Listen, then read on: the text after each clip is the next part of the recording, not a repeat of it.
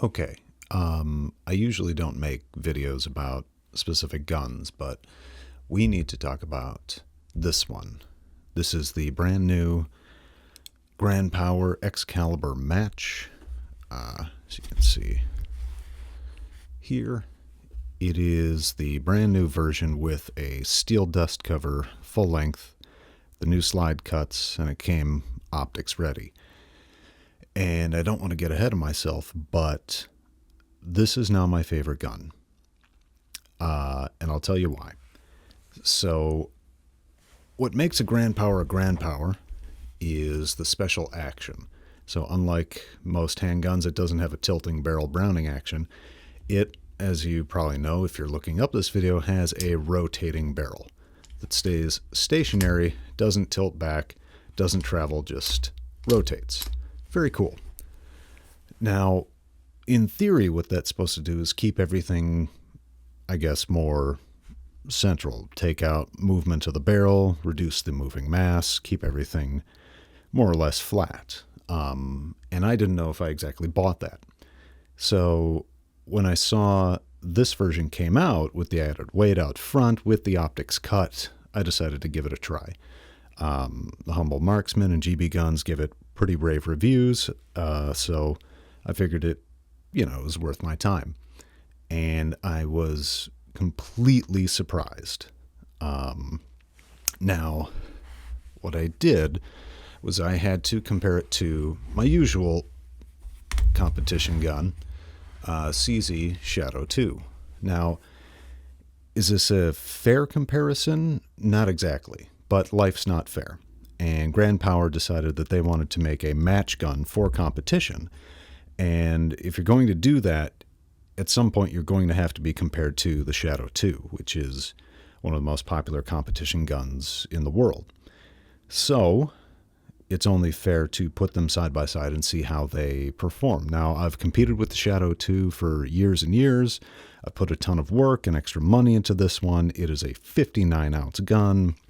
It has specific slide cuts to take weight out of it. I've tuned the springs. The inside is fully Cajunized with all the new springs. So this is a gun that I've got a lot of time and a lot of money into, and this guy is right out of the box with no changes. So I've got a side-by-side video that I'll show you right now.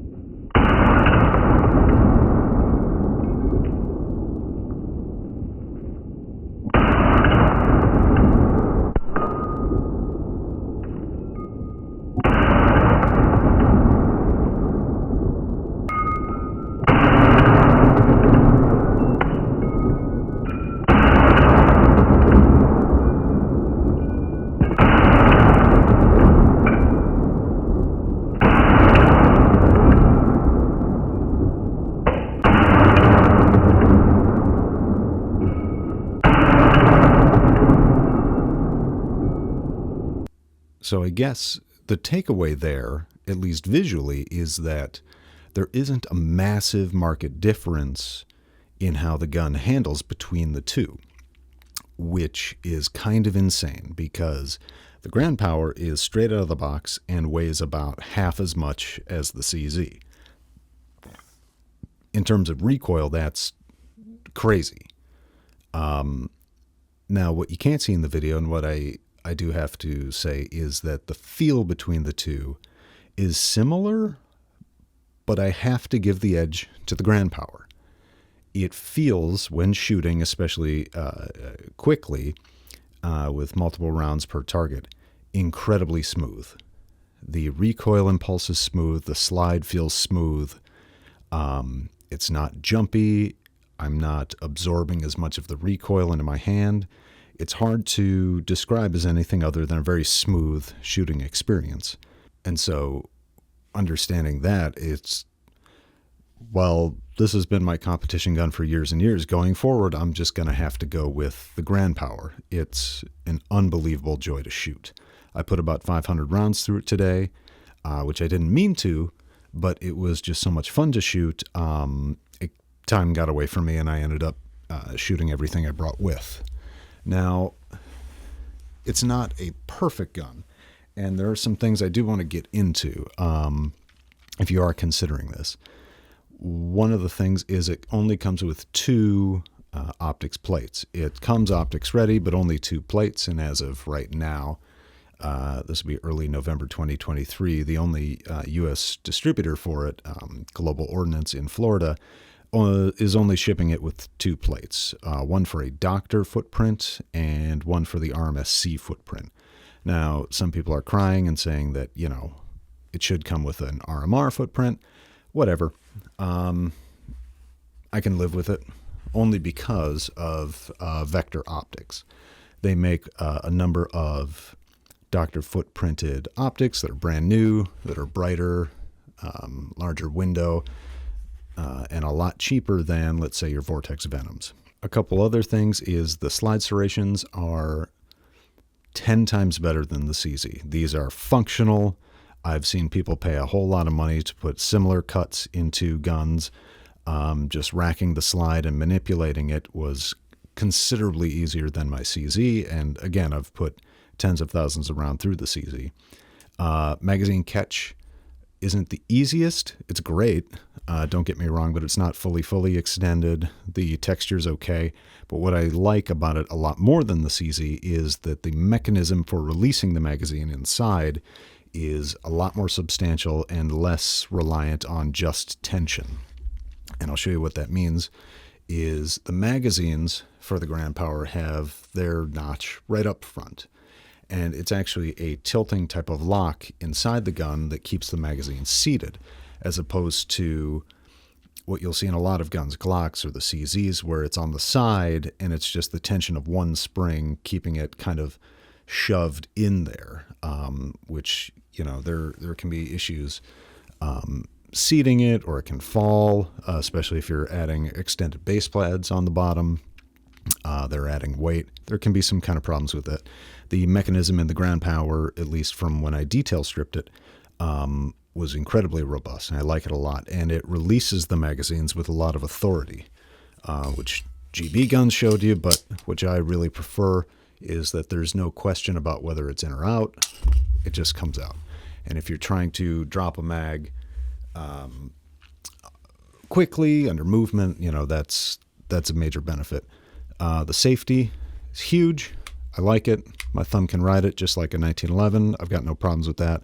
I spent good money putting a bigger one on my CZ. The trigger. The trigger is outstanding. The double action is pretty heavy. The double action, I would say, comes in around 7.5 to 8 pounds. But if you're in carry optics, you're only going to be doing one of those per stage. The single action, out of the box, without having to do anything, and I wanted to prove this because I haven't seen anybody do it, comes in at 2 pounds. That's 2 pounds. That's crazy. It is crisp, not much of a wall, very little take up. It just goes off, and that is phenomenal. I had to do a lot of work and spend a lot of time on my CZ to get it even in that neighborhood. And for this to come out of the box and do that is just terrific. Another thing to talk about, which I will be fixing, is the texture on the grip is terrible. Apparently it has been beefed up and made more, I guess, aggressive, but as far as in the hand, it feels smooth. It'll jump around. These things up front, I have no idea who thinks that's a good idea, but a little bit of sandpaper from Talon grips and that'll get fixed up pretty quickly. I'll be doing that next. Comes with 4 back straps, a little bit of palm swell. You can find the one that's right for you. I had no issues getting them on, getting them off, and it was kind of nice to fit it to the hand. It doesn't feel as beefy in the hand as the CZ with the palm swells, but again, nothing really does. Now, because these are not terribly popular, at least in the United States, there's no aftermarket, absolutely none, which is tough. So if you do want to change things out, like the trigger, which I'm hoping I'll be able to do someday, you're kind of out of luck, or you'll have to do it yourself. Now, you may have noticed from earlier that this gun, which is from Slovakia, looks a lot like its over-the-border brother, the CZ from Czech. Now, the interesting thing when I showed you the magazine earlier is it looks like it would fit. And dimensionally it does. Now, it doesn't have the cuts to actually seat in the CZ, so the magazines aren't interchangeable, but the tubes have almost identical dimensions, as you can see, which got me thinking, what about the base pads? Because if this is a competition gun, 15 rounds isn't going to cut it. Well, as we found out earlier, my Henning base pads absolutely work with the Grand Power magazines, and everything seats and feeds absolutely perfectly. So you're not stuck in carry optics with 15 rounds in a magazine. You can actually get up. Once we trim the follower on this and get a proper spring in, 20 rounds is not out of the question. So very, very quickly, this is going to be a proper competition gun once we get the grips figured out and get the base pads onto it. I have zero doubt that this is going to be a very, very competitive gun. And this is what I intend to compete with going forward. One other thing to note, or two, most guns when they ship, when they're coming from the factory, they have oil on them to prevent corrosion or rust in transit, especially if they're coming from overseas, lots of salt water. The Grand Power came absolutely smothered in what appeared to be earwax grease. It was all over the internals, it was oppressive, and it completely gunked up the trigger. So I had to do a full detail strip. There are videos on YouTube of people doing that. All the parts apart, degreased it and put in proper grease and then oiled everything. And then after that, it began functioning as intended. The other thing I do want to talk about is the back straps. I'll show my bias here. I don't like polymer frame guns. I think it's a bad idea. I think if polymer frames were a good idea, that the United States military would never have adopted it. But this gun is changing my mind. Now, the back straps are not completely solid. They actually have enough space in the back here where you can put in a little cheat, a little idea that I enjoy, tungsten putty. There's enough hollow space in these back straps where you can put tungsten putty inside and put very, very close to 3 additional ounces of weight down. Now, as a polymer frame gun, it is top heavy. It is a steel slide, steel barrel, steel dust cover. So all your weight's pretty high up. And even with a loaded magazine, that's going to get lighter as you're shooting. So moving that center of gravity down is only helpful. And putting weight in the back strap is one way of doing that.